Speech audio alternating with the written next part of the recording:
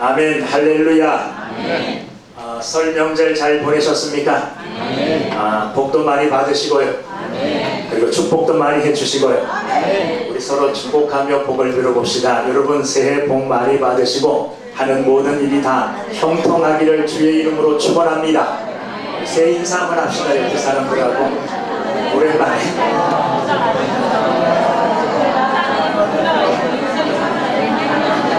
자, 됐습니다.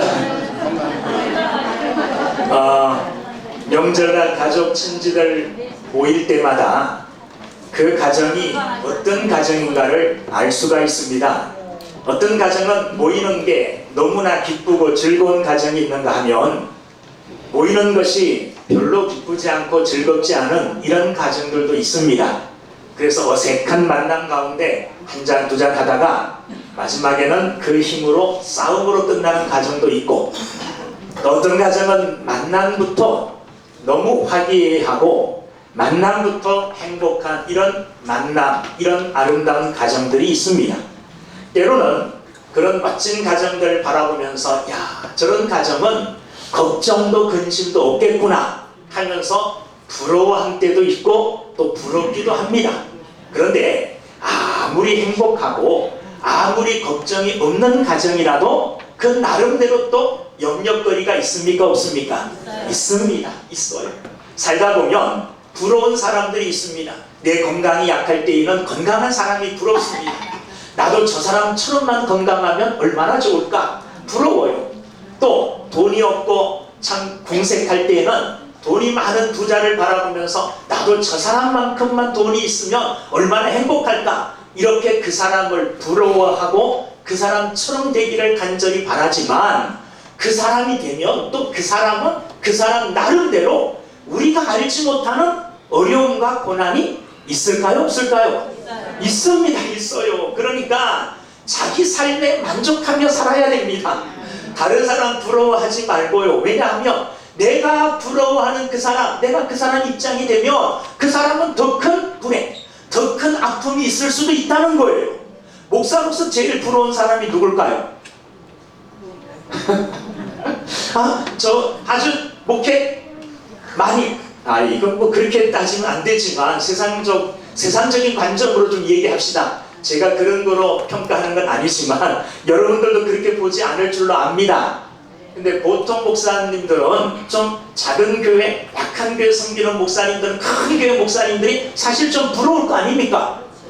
부럽죠? 그런데 부러운데 그 사람이 되어지면 여러분 더 큰 고난, 더 큰 어려움을 그 사람이 감당해야지 되는 거예요. 얼마 전에 우리 삼척에서 그 촌놈들이지 뭐 그 사람들 왔잖아요. 그 목사님이 무슨 얘기 하느냐, 야 너는 참 골치 아프겠다, 골치 아프겠다 그래 나한테. 왜 골치 아파? 그랬더니 야 서울 같은 데서 목회하려면 사람들도 많고 그 막 복잡해서 얼마나 머리 써야 될 게 많냐, 넌 진짜 머리 아프겠다. 그런데 나보다 그 친구가 더 머리가 빠졌어요. 더 고민이 많고 더 근심이 많은가. 그런데 그 친구는 뭘 받느냐 하면 농촌이니까 변화가 별로 없잖아요. 그러니까 걱정, 별로 큰 내일 무슨 일 생길까 이런 근심 걱정하면서 살지는 않는다는 거예요. 그런데 이런 도시나 또 여러 사람이 모여있다 보면 갑작스럽게 내일 어떤 일을 당할지 모르잖아요.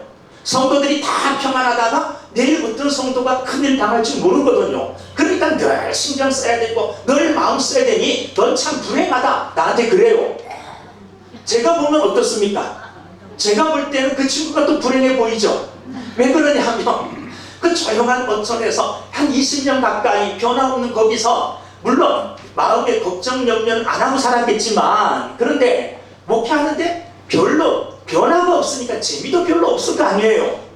그런 다들 각각 자기 형편, 자기 사정에 따라 어려운 게 있고 또 좋은 것들을 다 가지고 살아간다는 겁니다. 지금 베드로전서를 우리가 말씀을 계속 듣고 있는데 이 베드로전서에서 가장 강조하고 있는 주제, 큰 드러난 주제 하나가 뭐냐 하면 고난이죠. 고난. 자, 여러분 세상 많은 사람들이 살고 있는데 그 많은 사람들 중에 고난을 안 가지고 사는 사람은 한 명도 없어요. 어떤 사람이든지 간에 종류는 다르지만 각양각색의 자기 나름대로의 고난을 안고 어려움을 안고 살아가고 있다는 것입니다. 그런데 그 여러 가지 어려운 고난들을 자세히 살펴보면 몇 가지로 분류를 할 수 있습니다. 성경적인 관점에서 볼 때 첫째, 언제 고난을 만나느냐? 죄를 지었을 때에 고난을 당합니다. 우리가 죄를 짓고 범죄했을 때에 세상에서도 고난을 당하죠. 죄 지으면 범죄하면 어디 갑니까? 교도소 가잖아요. 경찰한테 붙잡히잖아요. 죄를 지어서 당하는 고난이 있습니다. 하나님을 섬기는 거룩한 백성인 저와 여러분들도 하나님 앞에 죄를 짓게 되어지면 하나님께서 그 죄를 깨닫게 해주시기 위해서 뭐합니까? 우리에게 어려움을 주시고 때로는 고난을 주시기도 합니다. 자, 오늘 15절 말씀 보면 너희 중에 누구든지 살인이나 도둑질이나 악행이나 남의 일을 간섭하는 자로 고난을 받지 말려니와, 이런 것들로는 고난을 받지 말라는 거예요.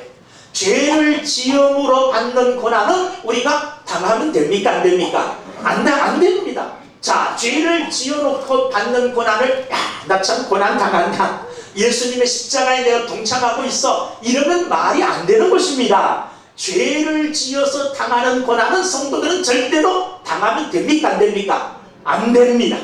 그런 고난은 여러분 평생 한 번도 당하지 않게 되기를 주의 이름으로 축원합니다. 또 내가 실수하거나 내가 무관심으로 인해서 부주의로 인해서 당하는 고난들이 있습니다. 여러분 길을 걸어가다가 똑바로 길을 걸어가야 되는데 먼 산 보고 가다 돌부리에 걸려서 넘어졌어요. 무릎팍이 깨졌어요. 그래서 무릎팍이 깨진 정도가 아니라 뼈가 부러졌어요. 고난이죠. 뭐 때문에 당한 고난입니까? 죄를 지은 건 아니지만 내가 조심하지 않아서 당한 고난이에요. 인생을 살다 보면 내가 조심하지 않고 내가 부주의함으로 인해서 내 실수로 인해서 당하는 고난이 있습니다. 저 얼마 전까지 이 치아 때문에 굉장히 많은 고난, 아픔을 당했어요. 굉장히 그 고통을 당했어요. 그런데 그건 뭐 때문이냐? 제가 게을러서 그랬어요. 조금 아프면 얼른 어디 가야 됩니까? 병원에 가서 빨리 치료하면 크게 상하지 않아. 금방 치료됩니다. 그런데 1년 넘도록 아파도 그냥 꽉 참고 있었어요. 내가 인내심이 강해서 그런 게 아니라 병원 가는 게 귀찮아서 그랬어요. 그 병을 피운 거죠. 그게 내 잘못이에요. 내 잘못 때문에 당하는 이런 고난들이 있다는 겁니다. 이런 고난들도 여러분들은 당하지 않기를 주님의 이름으로 축원합니다. 항상 조심하고 항상 신중하게 삶으로 실수나 부주의로 찾아오는 고난도 여러분들 삶에는 좀 없게 되기를 주의 이름으로 축원하고 간절히 바랍니다. 그런데 오늘 성경이 말하는 마지막 고난이 있습니다. 이 고난은 어떤 고난이냐? 내가 예수 믿는 것 때문에. 다른 거 아니에요. 뭐 때문에요? 예수 믿는다는 것 때문에 당하는 고난이 있다는 겁니다. 자, 13절 말씀 보면 오히려 너희가 그리스도의 고난에 참여하는 것으로 그리스도의 고난이라는 말로 표현했고, 14절 보면 너희가 그리스도의 이름으로 치욕을 당하면, 그리스도의 이름으로 치욕, 고난을 당하면 복 있는 자로다. 16절 만일 그리스도인으로 고난을 받으면 부끄러워하지 말고, 그리스도인이기 때문에, 믿는 사람이기 때문에 당하는 고난이 있다는 겁니다. 이것은 어떤 고난이냐? 이것은 의를 위한 고난입니다. 이것은 선한 일을 행하기 위한 고난이고, 이것은 하나님을 기쁘시게 해드리는 고난이라는 겁니다. 여러분, 이런 고난을 만났을 때에는 어떻게 해야 되느냐? 이런 고난 만났을 때 믿는 사람들이요, 어떻게 해야 됩니까? 이 고난을 당했을 때 갈등할 필요 없습니다. 그런 고난이 찾아왔을 때에는 어떻게 해야 되느냐? 첫째는 12절 말씀에 이렇게 말씀하고 있습니다. 사랑하는 자들아, 너희를 연단하려고 오는 불시험을 이상한 일 당하는 것 같이 이상히 여기지 말고, 그런 고난이 찾아왔을 때에는 어떻게 여기라는 겁니까? 이상하다. 내가 예수님 잘 믿었는데, 내가 별로 나쁜 일도 하지 않았는데, 죄도 짓지 않았는데, 실수도 하지 않았는데 왜 이런 고난이 찾아왔을까? 딱 이상하게 여기지 말라, 의문 갖지 말라는 겁니다. 그것을 뭐 하라는 겁니까? 자연스럽게 받아들이라는 겁니다. 왜냐하면 예수 믿는다는 그 일, 예수 믿는 이 일에는 고난이 반드시 뭐 한다는 겁니까? 찾아올 수밖에 없다는 겁니다. 왜 고난이 찾아올 수밖에 없느냐? 누구 믿기 때문에요? 예수님 믿기 때문에 그렇습니다. 왜 예수님 믿으면 고난이 찾아오느냐? 당연히 찾아오게 되어 있습니다. 왜냐하면 예수님께서는 이 땅에 하나님 나라를 가져오셨습니다. 예수님을 중심으로 해서 이제는 하나님의 나라가 이 땅 가운데 세워져 가기 시작해요. 이 하나님의 나라는 이 세상의 원래 하나님의 나라였죠. 그런데 이 세상이 악함으로 죄에 관영하여 이 세상에 주인 노릇하고 있었던 악한 세력이 있죠. 그 세력이 누구의 세력입니까? 사단의 세력이에요. 사단의 세력이 이 세상을 주름잡고 있었고, 이 세상의 주권을 잡고 있었는데, 이 세상의 권력 권세를 딱 잡고 있었는데, 이 세상에 하나님의 나라가 임하였어요. 그 하나님의 나라의 중심은 누가 계시는 겁니까? 예수님이 계시잖아요. 그래서 예수님은 이 땅에 오셔서 하나님 나라를 선포하시고 하나님 나라를 이루어 가셔야 되기 때문에, 하나님의 나라와 적대 관계에 있는 사단의 나라와는 어떻습니까? 화평할 수가 없는 거예요. 어둠과 빛이 같이 머물 수 없듯이 빛으로 오신 예수 그리스도는 어둠의 세력과 함께 혼합될 수 없다는 겁니다. 그러므로 반드시 부딪힘이 일어나게 돼 있다는 겁니다. 그래서 예수 그리스도와 사탄의 나라, 이게 항상 부딪힘이 있었어요. 그래서 예수님께서 이 땅에 오셔서 나쁜 일 안 하셨잖아요. 예수님이 하신 일이 뭡니까? 하나님 나라를 선포하시고 진리를 사람들에게 가르쳐 주시고 선한 일을 행하셨잖아요. 병든 자를 고쳐주셨잖아요. 그런데 병든 자를 고쳐주셨는데도, 귀신을 쫓아내 주셨는데도 예수님은 핍박을 당하셨어요. 사람들에게 미움을 당하셨어요. 왜 미움을 당했을까요? 예수님이 나쁜 일 한 게 아니잖아요. 예수님이 하나님의 나라를 이루어 가는데, 그 하나님의 나라와 대적하고 있는 사단의 나라와 하나님의 나라를 이루어 나가신 예수 그리스도 어떻게 해요? 보고만 있을 수 없잖아요. 여러분, 대한민국에 주권이 있고 법이 있는데, 만약에 대한민국을 다른 나라가 침범해 왔으면 우리가 가만히 보고 있으면 안 되잖아요. 싸워서 어떻게 해야 됩니까? 싸워서 물리쳐야 되잖아요.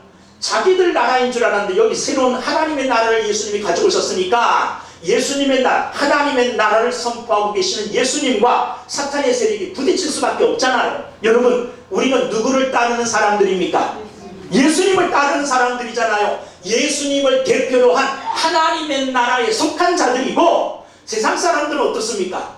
사단을 중심으로 한, 사단을 머리로 한 이 세상에 속한 사람들이에요. 그러므로 예수님을 믿고 예수님을 따르는다면 반드시 뭐가 찾아오게 돼 있느냐? 뭐가 찾아오게 돼 있습니까? 핍박, 싸움이 찾아오게 돼 있다는 겁니다. 그러니 이상하게 여기지 말라는 겁니다.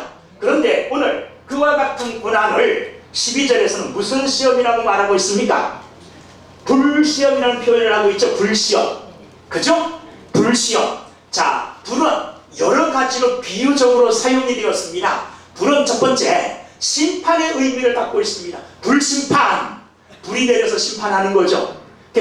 불이라는 단어는 성경적으로 볼 때에 심판의 의미를 담고 있어요. 또 하나는 어떤 의미로 쓰여지느냐 하면 제거하는, 재련하는, 제하는, 이런 의미로 불이 사용되어졌어요. 용광로의 불은 뭐 하는 겁니까?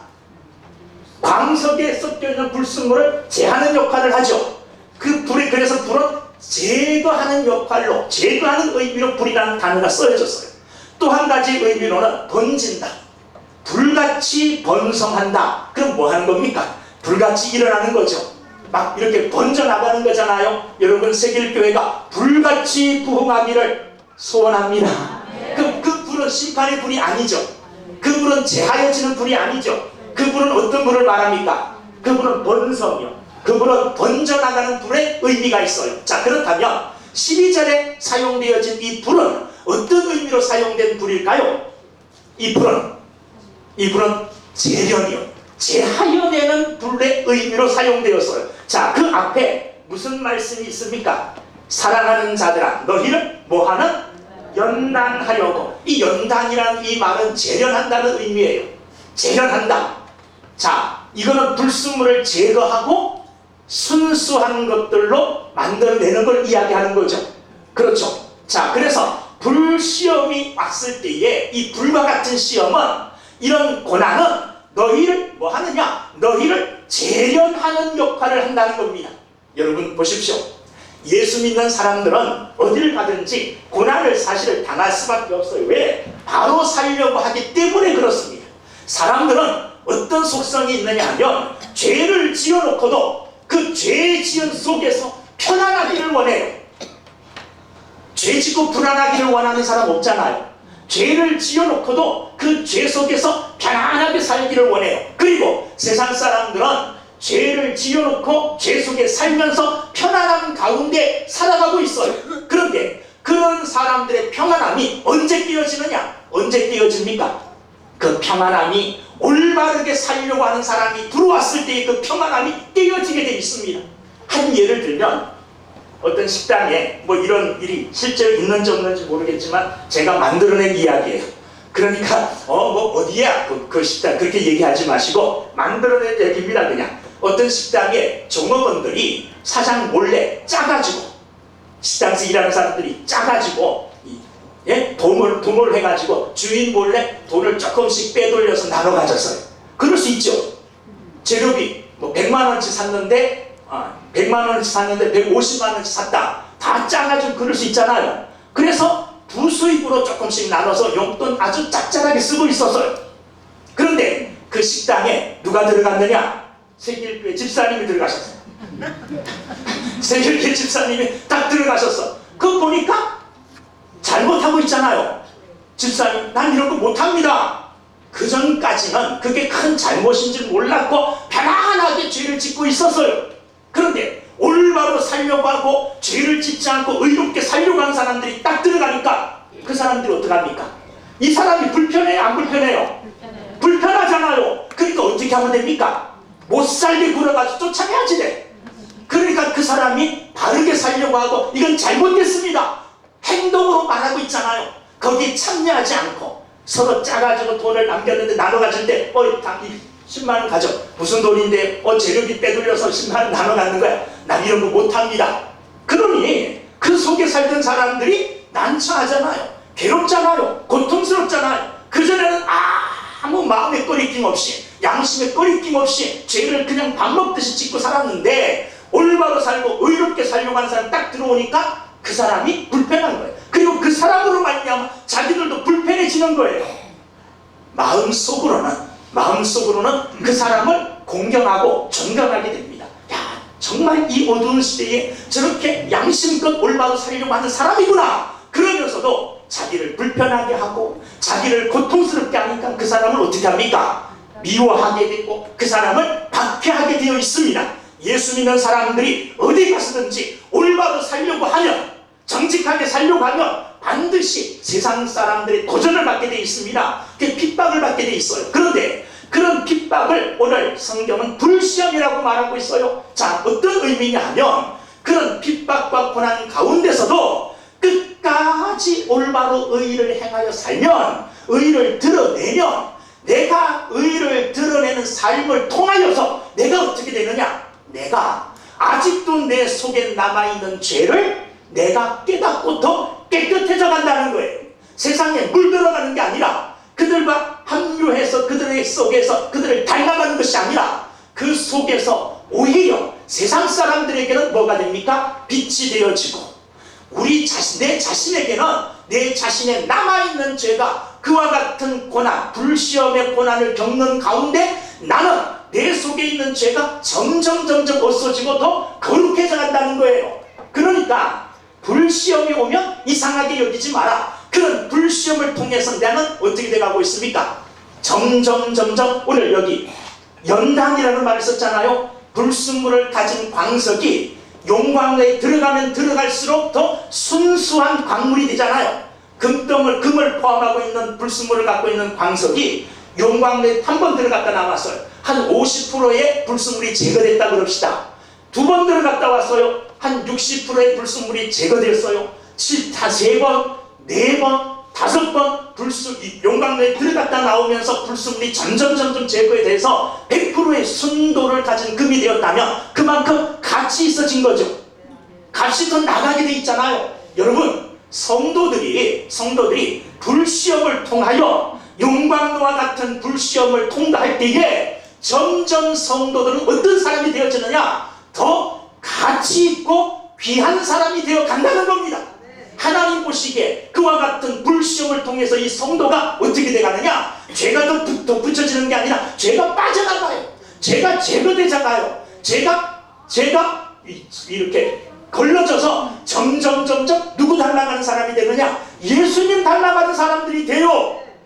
여러분, 오히려 불시험이 오는 이것을 통해서 성도들은 성도다워져 가잖아요. 할렐루야. 그러니까 그 이상한 게 아니라는 겁니다. 자, 보십시오. 여러분들이 여기에 이런 광석을 갖고 있어요. 여기 금이 많이 포함되어 있어요. 그런데 불순물이 많이 섞여 있어갖고 이 가치가 없어요. 그럼 이거 뭐 할 거예요? 어떻게 할 거예요? 이거 그냥 둘 거예요? 아니면 이거를 용광로에 집어넣을 거예요? 용광로에 집어넣어서 금을 뽑아내야 되잖아요. 이거 당연한 거거든요. 여러분, 하나님이 보시기에 여러분들은 금과 같은 소중하고 가치 있고 귀한 존재들입니다. 그런데 여러분들이 아직도 뭘 가지고 있어요? 불순물을 포함하고 있어요. 죄의 찌꺼기들을 소유하고 있어요. 하나님 보시기에 어떻게 해야 됩니까? 죄의 찌꺼기를 포함하고 불순물을 가지고 있는 성도들을 그냥 지켜보고 계실 것이냐? 아니면 그런 성도들을 불시험 가운데 집어던져서 용광로와 같은 데 집어던져가지고 그와 같은 불시험을 통해서 그 불순물들을 제거하고 죄악의 찌꺼기들을 제거하여 순전한 하나님의 사람으로, 금과 같은 사람으로 재련시켜 나가는 것이 당연하잖아요. 그러니까 불순물을 가진 이 광물이, 불순물을 가진 광석이 용광로에 들어가는 건 이상한 겁니까? 이상하지 않은 겁니까? 이상하지 않잖아요. 당연하잖아요. 그러므로 성도들이 세상을 살아가면서 불시험을 만났을 때에 어떻게 여겨야 되느냐? 이상하다, 이렇게 여기지 말라는 겁니다. 이건 당연한 것이다. 하나님께서 나를 귀하게 여기셔서 용광로에 집어넣으셔서 더 멋진 그리스도인으로 하나님이 만들어 가시는 과정이구나. 그러니 불시험이 찾아오더라도 뭐하지 않아요? 이상하지 않다, 이렇게 당연한 사실로 받아들일 수 있는 믿음의 사람이 되어지기를 주님의 이름으로 축원합니다. 어떤 위대한 성자는 계속 예수 믿는 것 때문에 고난을 당해왔어요. 그런데 어느 날 가만히 생각해 보니까 3일 동안 고난을 안 받았대요. 3일 동안 편안하게 지낸 거예요. 매일 예수 믿는 것 때문에 고난을 당하다가 3일 동안 고난을 안 당해. 말을 타고 가다가, 야, 내가 3일 동안 고난을 안 당했는데 내가 하나님께 무슨 죄 지었나? 왜 하나님이 나한테 고난을 안 주시지? 그래서 하나님께 기도했대요. 하나님, 내가 3일 동안 고난을 당하지 않았는데 내가 혹시 하나님께 뭐 잘못한 거 있습니까? 하고 하나님께 기도하는데 이 기도하는 소리를 옆에서 깡패가 들었어요. 그래서 저 놀려줘야 되겠다고 돌을 들어갖고 그 성자에게 던졌어요. 근데 마치 성자, 김성자가 아니고 그냥 성자인데 거룩한 사람이라는 말이죠. 돌은 빗나갔어요. 그런데 돌이 휙 지나갈 때에 깜짝 놀라서 보니까 누가 자기를 향해서 돌을 던지거든. 뭐라고 했을까요? 하나님 감사합니다. 고난당하는 것을 당연하게 여기고 고난당하고 있다는 것을 감사하면서 하나님께 영광을 돌렸다는 거예요. 여러분들 삶에 고난이 찾아오거든 그것을 이상히 여기지 말고 하나님께서 나를 지금 연단하시려고 하는구나, 나를 지금 재련하시려고 하는구나. 뭘 통해서요? 이 불같은 시험을 통해서, 용광로와 같은 불시험을 통해서 나를 연단해 나가시려고 하는구나. 하나님 감사합니다 하고 오히려 당연히 여기며 하나님께 감사할 수 있는 여러분들이 되기를 주님의 이름으로 축원합니다. 두 번째는 어떻게 하라 그랬느냐? 자, 오늘 말씀 보십시오. 13절 말씀 보면 오히려 너희가 그리스도의 고난에 참여하는 것으로 뭐하라? 즐거워하라. 뒤에 계속 읽으면 이는 그의 영광을 나타내실 때에 너희로 즐거워하고 기뻐하게 하려 함이라. 즐거워하고 기뻐하게 하려 함이라. 고난이 찾아왔을 때는 도리어 이상하지 않다, 이상한 일이다 여기지 말고 이상하지 않고 당연한 일이라고 여길 뿐만 아니라 한 걸음 더 나아가 그 고난을 뭐 하라는 겁니까? 기뻐하라. 그렇게 오늘 우리에게 말씀하고 있습니다. 왜 우리가 고난이 찾아왔을 때 기뻐해야 되느냐? 고난이 찾아왔을 때, 고난 받을 때 왜 기뻐해야 됩니까? 13절에서 그 이유를 말씀하고 있습니다. 우리가 당하는 그 고난은 오히려 너희가 그리스도의 고난에 참여하는 것으로, 내가 예수 믿는 것 때문에 고난을 당한다면 이 고난은 나의 고난이 아니라 누구의 고난에 참여하는 겁니까? 자 보세요. 13절 그리스도의 고난에 참여하는 게 된다는 거예요. 내 고난이 아니에요. 내 고난이 아니라 내가 예수 믿는 것 때문에 예수의 이름으로 고난을 당한다면, 신앙생활 하는 것 때문에 내가 고난을 당하고 있다면 그 고난은 나의 고난이 아니라 그리스도의 고난에 내가 참여함으로 그리스도와 같아진다는 거예요. 이거 얼마나 영광스럽습니까? 이건 기뻐해야 될 일입니다. 여러분 보십시오. 내게 고난이 찾아왔다는 것은 내가 그리스도에 속해 있다는 확실한 뭐가 됩니까? 증거가 되는 거예요. 증거가. 여러분 구원의 확신이 없어서 흔들리는 사람들 많이 있죠. 그래서 이상한 사람들이 찾아와서 너 구원 받았느냐? 몰라. 받았는지 안 받았는지. 또 받았다 그러면 언제 받았는데 이렇게 물으면서 우리를 흔드는 이런 이단 족속들이 있어요. 그런 사람들 아무리 와도 흔들어도 안 흔들리려면 어떻게 해야 되느냐? 구원의 확신이 있어야 되는데, 여러 가지들로 구원의 확신을 가질 수 있지만 구원의 확신을 가질 수 있는 아주 분명한 한 가지 방법이 여기 나와요. 내가 예수 믿는 것 때문에 고난을 당한다. 예수 믿는 것 때문에 예수의 이름으로 내가 고난을 당한다. 그러면 내가 누구에게 붙어 있는 거예요? 예수님의 편에 딱 붙어 있는 것이 확실한 증거가 되는 줄로 믿습니다. 그러니까 기뻐할 수밖에 없잖아요. 기뻐할 수. 구원의 확신을 가졌는데 나는 반드시 구원받은 사람이구나, 하나님의 자녀구나. 이거 얼마나 기쁩니까? 이 즐거운 일이에요. 그러므로 고난이 찾아왔을 때는요, 고난 때문에 슬퍼하기보다는, 고난 때문에 참 힘들어하기보다는 고난을 통하여 내가 누구라는 거예요? 내가 예수 그리스도에 붙어있는 사람이구나, 내가 예수 그리스도의 편이구나, 내가 예수 그리스도의 고난에 동참하였으니 예수님과 내가 동일시되고 있구나, 내가 연합한 예수님과 한 지체구나, 이것을 확신할 수 있잖아요. 그 얼마나 기쁜 사실입니까? 여러분 고난이 찾아왔을 때에는 그 고난으로 말미암아, 근데 그 고난이 자기가 잘못해서 당하는 고난을 그렇게 이용하지 마세요. 그러는 사람들이 너무 많아가지고 안타까워요. 자기가 잘못했기 때문에, 실수했기 때문에, 죄를 지었기 때문에 고난을 당하는데 그거 예수님 때문에 당하는 고난이라고 착각하는 사람들이 있어요. 분명하게 선을 그어야 됩니다. 누구 때문에 당하는 고난이요?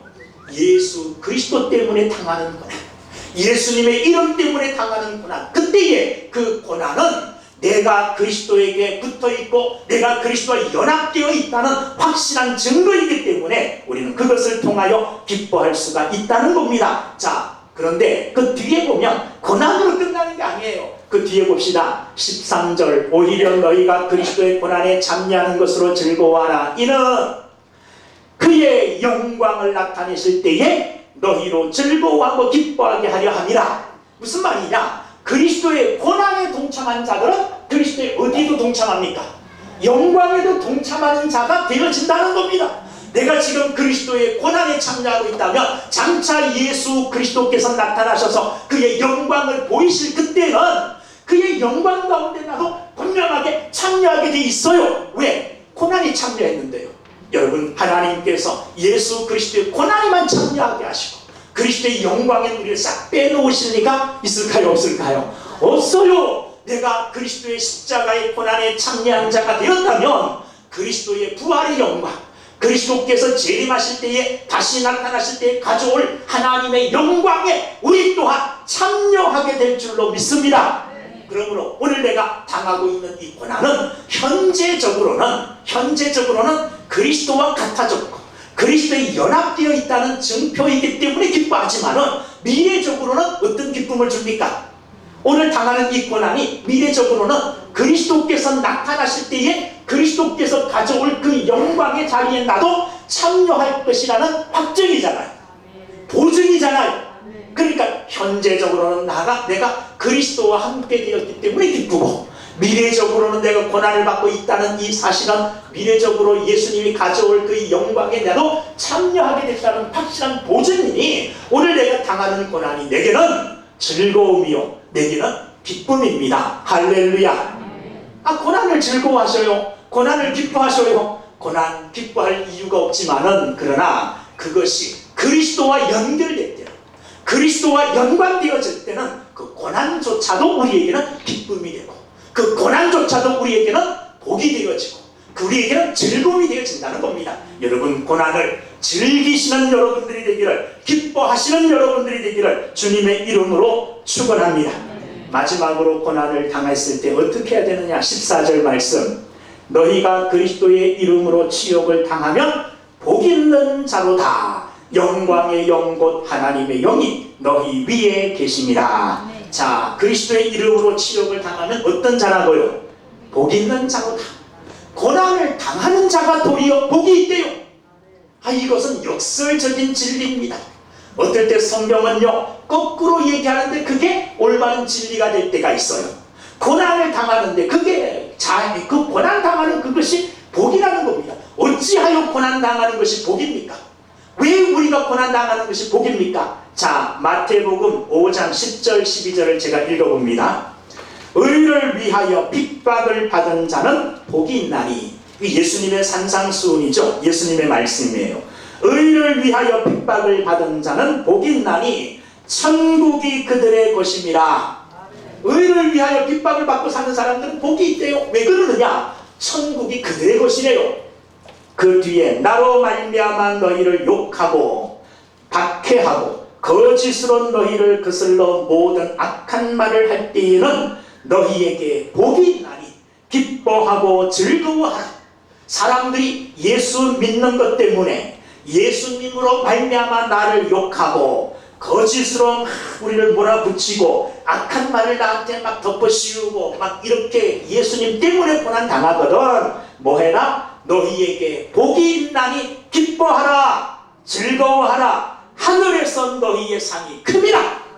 오늘 예수님 때문에 내가 고난을 당한다면 내 당하는 이 고난이 하늘에는 뭐로 쌓여진다는 겁니까? 상급으로 쌓여진다는 거예요. 그러니까 내가 한 번 고난 당하면 하늘에 하나의 상급이 쌓여지고 예수 그리스도의 이름으로 내가 두 번 고난을 당하면 두 개의 하늘의 상급이 쌓여지고 그러니까 고난 당하는 것이 복입니까? 복이 아닙니까? 네? 복이에요. 복이요. 내가 고난 당하는 그것이 오늘 이 땅에서 그리스도의 이름으로 고난 당할 때마다 하늘에는 복이 쌓여져. 하늘의 복이 크다는 겁니다. 그러므로 오늘 당하는 예수 그리스도 때문에 당하는 이 고난과 이 핍박이 이 박해가 나에게는 축복이 되어진다는 겁니다. 자 아까 읽었던 마태복음 5장 10절 12절 뒤에 너희 전에 있던 선지자들도 이같이 박해하였느니라. 그게 무슨 복이냐면 선지자들의 고난이고 선지자들의 복입니다. 여러분 선지자들은 하나님이 특별히 선택하여 기름 부어 세운 자들입니다. 그들은 뭐 하는 자들이냐? 그들은 어떤 어려움 속에서도 하나님이 자기에게 주신 하나님의 말씀을 변함없이 바꾸지 않고 자기의 말로 변질시키지 않고 그대로 하나님의 말씀을 전하는 사람들이 누구냐? 선지자들이에요. 그래서 선지자들은 하나님의 말씀을 말씀대로 전할 때 고난도 굉장히 많이 받았습니다. 대표적인 사람이 예레미야예요. 예레미야는 어떤 하나님의 말씀을 전했느냐? 이스라엘 백성들의 멸망을 전했어요. 너희가 계속해서 하나님의 말씀을 불순종하니 곧 너희들 망할 것이다. 하나님이 심판에 대한 예언을 했어요. 여러분 망한다는 말 듣고 기분 좋은 사람이 어디 있겠습니까? 선지자가 하나님의 말씀 불순종하니까 너희들 심판받고 망할 것이다. 이 얘기 듣고 이스라엘 백성들이 화가 났어요. 그래서 말씀 전하는 예레미야를 향하여 막 돌을 던집니다. 그를 붙들어다 구덩이에 빠뜨리고 감옥에 집어넣습니다. 그런데도 이 예레미야는 하나님의 말씀을 증거하지 않을 수가 없었어요. 예레미야는 한 번은 결심을 했습니다. 내가 이스라엘 백성들에게 이런 하나님의 말씀 그들의 심판의 내용을 전하다가 돌멩이에 맞고 구덩이에 빠지기도 하고 너무 괴롭다. 그것보다 자기 민족의 멸망을 전하니 얼마나 가슴이 아프겠습니까? 그래서 한 번은 나 입 다물어야 되겠다. 말씀 안 전해야 되겠다 이렇게 결심을 한 적이 있어요. 그런데 그 다음에 뭐라고 고백했느냐, 내가 하나님의 말씀을 증거하지 않고 입을 다물고 있었더니 내 마음이 불붙는 것 같아서 견딜 수가 없나이다. 그게 누구에게 주신 복이냐, 누구에게 주신 사명이냐, 선지자에게 주신 사명이고, 선지자들은 그런 사명을 감당했고 선지자들을 위한 상급은 하늘에 쌓여지게 돼 있어요. 이와 같은 고난, 이와 같은 사명이 누구에게 있느냐, 저와 여러분들에게 있어요. 저와 여러분들은요, 세상의 선지자들처럼 세상에 나가 하나님의 말씀을 선포도 해야 되겠지만 하나님의 말씀을 몸으로 보여줘야 돼요. 하나님의 말씀을 몸으로 보여줄 때에 여러분 고난이 찾아올 수 있습니다. 그런데 그런 고난은 어떤 고난이냐, 선지자들의 고난이에요. 그런 고난을 받을수록 하늘에 뭐가 큽니까? 축복, 상급이 커요. 그러므로 그런 고난 받을 때에 두려워하지 마시고, 그런 고난 받을 때에 오히려 이 한 번의 고난으로 말미암아 하늘의 상급이 또 쌓이는구나. 내가 고난을 크게 받고 고난을 더 어렵게 받을수록, 더 큰 고난을 받을수록 하늘의 상급은 비례해서 더 커지겠구나. 여러분 그런 마음과 그런 하나님의 약속을 굳게 믿으시고 고난 당할 때에 두려워하지 마시고 오히려 그것을 축복으로 여길 수 있는 사람들이 되어지기를 주의 이름으로 축원합니다. 오늘 14절 말씀 보십시오. 그런 축복도 있지만은 당장의 복도 있어요. 어떤 복이냐, 14절 이름으로 치욕을 당하면 복 있는 자로다. 영광의 영 곧 하나님의 영이 너희 위에 계시니라. 할렐루야. 우리가 그리스도의 이름으로 고난을 당하면 영광의 영이신 하나님의 영이 우리 가운데 임재하여 주신다는 거예요. 임재는 뭘 상징하느냐, 소유권을 나타내요. 하나님의 영이 우리 가운데 임재하여 주신다면 우리는 누구의 소유입니까? 하나님의 소유가 되어지는 거예요. 여러분 주의 이름으로, 그리스도의 이름으로 고난을 받을 때에 하나님은 우리를 못 본 척하지 아니하시고 우리를 외면하지 아니하시고 영광의 영을 부어주시오, 성령을 부어주시오, 우리에게 영광스러움으로 나타나 주신다는 겁니다. 여러분 스데반이 하나님의 말씀을 전하다가 사람들에게 돌에 맞아 죽습니다. 죽어가면서 여러분 그의 얼굴이 어떻게 되었는지 아세요? 그의 얼굴이 해같이 빛났다 그랬어요. 그의 얼굴에 광채가 일어났다 그랬어요. 그의 얼굴에 뭐가요? 영광의 영이신 하나님의 영이 임재하여 주신 줄로 믿습니다.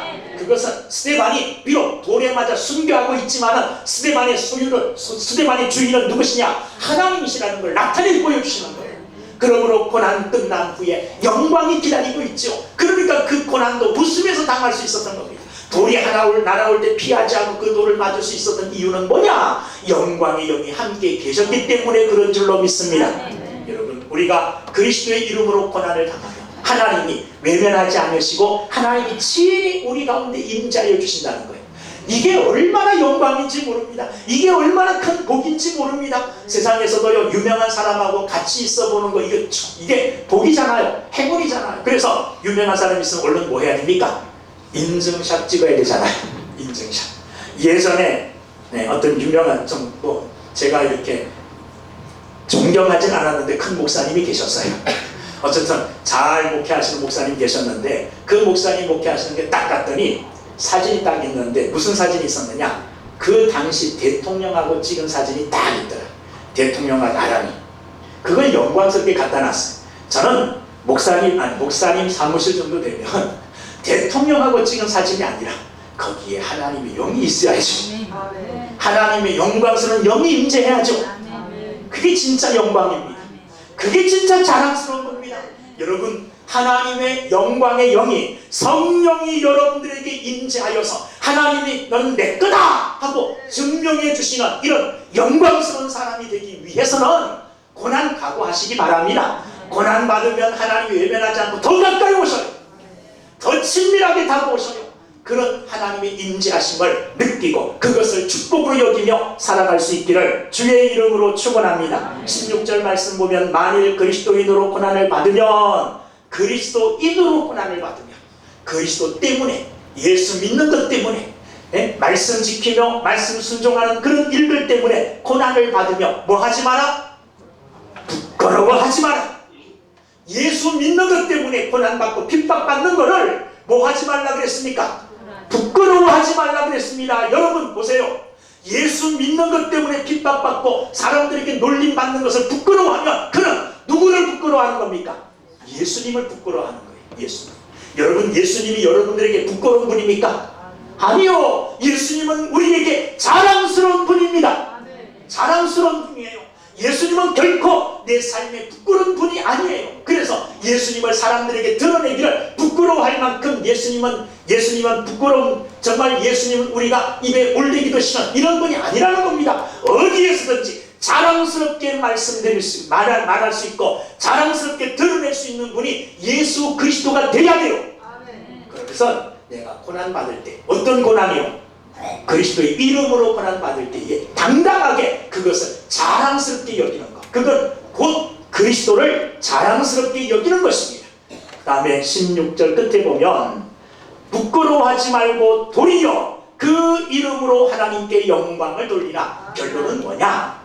내가 예수 믿는 것 때문에 찾아오는 고난을 잘 견디어내고 그 고난을 내가 이상히 여기지 아니하고 기쁨으로 감당하고 오히려 축복으로 여기며 즐거움으로 그 고난을 잘 감당하게 되어지면 그 고난을 감당하는 그 삶이 결국에는 누구에게 영광이 된다는 겁니까?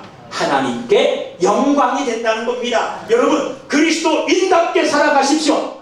그리스도인답게 살아갈 때 찾아오는 고난을 부끄러워하지 마시고 이상히 여기지 마시고 기뻐하십시오. 당당하게 그렇게 고난을 이긴 사람들의 삶을 통해서 하나님이 영광을 받으셔요. 그런데 그리스도인으로 살아갈 때 조금 어려움이 있다고 그리스도인이 아닌 것처럼 세상 사람들에게 숨어들고 세상 사람들처럼 살면 그를 통해서는 하나님이 영광을 못 나타내요. 그를 통해서 여러분, 어떤 어려움이 찾아와도 불같은 시험이 찾아와도 당당하게 나는 예수 그리스도를 나의 구주로, 예수 그리스도를 나의 하나님으로 섬깁니다. 예수 그리스도의 이름이 내 생명입니다. 예수 그리스도의 이름의 권능을 믿습니다. 신앙 고백하시고 믿음 지킴으로 여러분들의 그 믿음을 통하여서 하나님께 영광이 되어지는 이런 귀한 삶을 살아가는 모두가 되어지기를 주의 이름으로 축원합니다. 기도하겠습니다. 은혜로우신 아버지 하나님, 감사합니다. 그리스도인으로 살아가면서 그리스도 때문에 받는 고난,